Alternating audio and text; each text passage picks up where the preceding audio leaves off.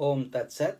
My humble prostrations to the all-pervading Brahman, to my worshipful Guruji, Swami Jyotirmayanandaji Maharaj, to the Divine Mother, and all sages and saints, and to each of you, divine soul, watching today's satsang. So, we are currently covering the Holy Scripture Mysticism of Devi Mahatmaya, worship of God as Mother. Commentaries by my Guruji, Swami Jyotirmayanandaji, narrated by myself, Swami Nikhilananda.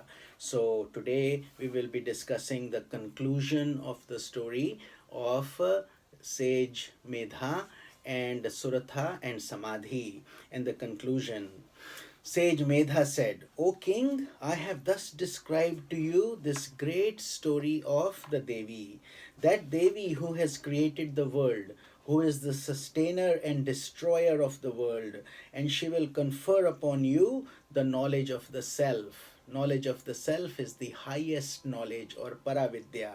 That is the knowledge that gets us enlightenment. That Devi has deluded all the beings of the world.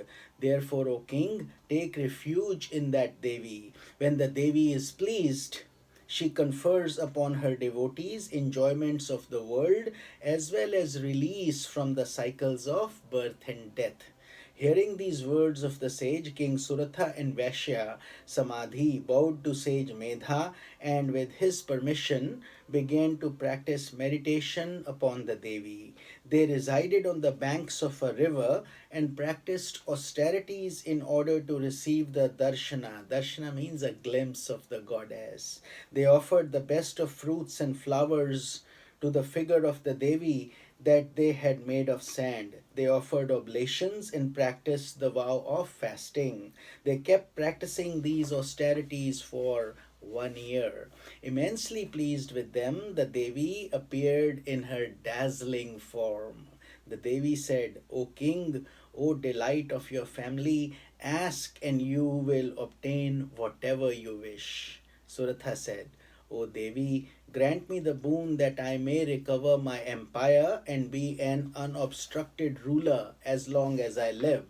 The wise Vaishya Samadhi asked, May I attain knowledge of the self that destroys attachment and identification with the body, and thus may I become liberated from the world process? That's why he's wise. He asked for the eventual boon.